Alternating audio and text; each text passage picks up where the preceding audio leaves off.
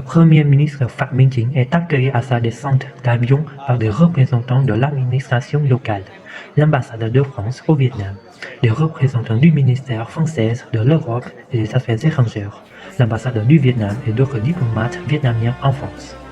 Après son arrivée en France, le chef du gouvernement vietnamien a déposé une gerbe de fleurs devant le buste du président Ho Chi Minh au parc Montréal et a visité l'espace de Ho Chi Minh à Montréal. Durant son séjour en France, le Premier ministre vietnamien Pham Minh Chinh s'entiendra avec son homologue français Jean Castex, aura une entrevue avec le président Emmanuel Macron, des rencontres avec le président du Sénat français Gérard Larcher et le président de l'Assemblée nationale Richard Ferrand. Un fossé entre le Nord et le Sud est toujours un facteur de crise majeur dans tous les sommets sur le climat et la COP16 ne fait pas exception. Il existe un sentiment de méfiance qui a émergé à la suite de la pandémie de Covid-19. Et l'on craint que les tensions existantes liées à l'inégalité des vaccins entraînent ces négociations. Les militants ont décrit la COP26 comme le sommet climatique le plus sauvage et le plus privilégié de l'histoire des sommets climatiques. En effet, plus de centaines de personnes appartenant à des délégations de sources et à des membres de la société civile ont déjà été exclus des négociations en raison des exigences en matière de vaccins et de visas. Et maintenant, on craint bien sûr que la COP26 ne soit pas assez inclusive si les personnes qui sont en première ligne du changement climatique ne sont pas incluses dans les discussions. Pour en savoir plus sur le rôle des pays en développement, je vous rejoins. Et oui, c'est le ministre français de la Transition écologique. Vous êtes la bienvenue dans l'émission. Tout d'abord, quelle est votre réaction aux critiques selon lesquelles la COP26 n'est pas très inclusive? Permettez-moi de vous dire que tout d'abord, je voudrais vraiment féliciter le Royaume-Uni pour avoir organisé cette conférence à un moment aussi critique. Il faut du temps pour faire tout cela en passant par la pandémie. Nous avons déjà perdu une année sans pouvoir nous réunir à cause de cette situation et du vaccin. Et jusqu'à présent, nous ne pouvions pas nous permettre une autre année sans réunion. Bien sûr, il y a des critiques qui disent que ce n'est pas inclusif, mais au moins nous avons fait et essayé de faire de notre mieux pour nous rencontrer.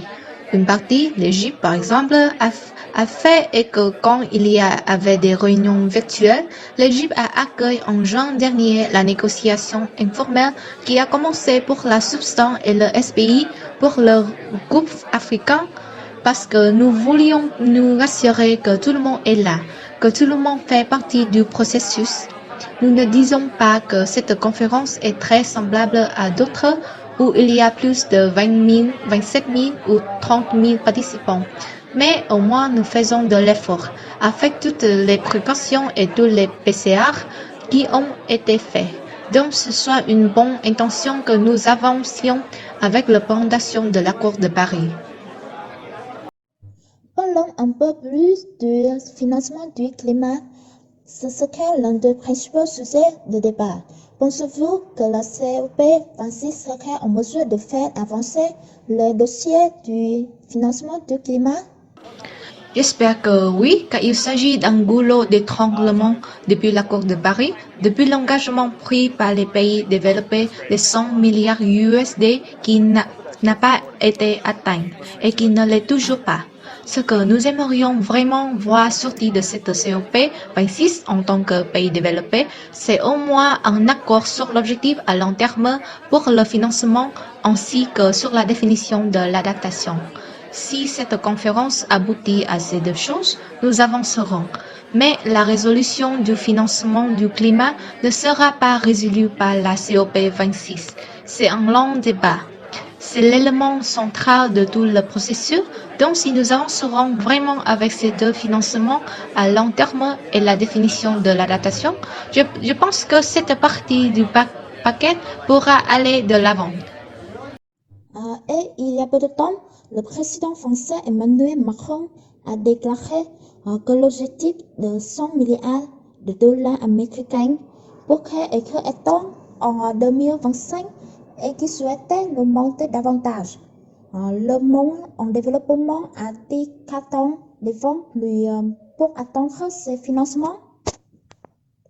L'idée, c'est ne pas attendre. L'idée est que les pays développés essayent de faire de leur mieux maintenant avec le retour des États-Unis à la Convention, mais l'idée est que 2025 est encore une année lointaine. De plus, les 100 milliards d'ici à 2025 ne seront pas suffisants pour répondre aux besoins. Vous savez ce que je voudrais dire ici, c'est qu'il s'agit d'un ensemble. C'est un ensemble de pays en développement qui identifient leurs besoins et leurs priorités. Et si nous travaillons sur cela tout en accueillant la COP27 et en mettant en avant les besoins des pays en développement, et le premier rang serait la continent africain. Mais d'un autre côté, qu'est-ce que cela signifierait en termes de finances et de financement? L'idée est que nous savons tout ce qui a été écrit dans toutes les littératures, c'est que ces 100 milliards ne sont pas le bon montant qui s'est dupliqué depuis 2015. C'était symbolique pour les pays développés d'attendre ce montant. Ce dont nous avons franchement besoin, ce sont des milliards de dollars pour résoudre les problèmes d'atténuation et d'adaptation au changement climatique.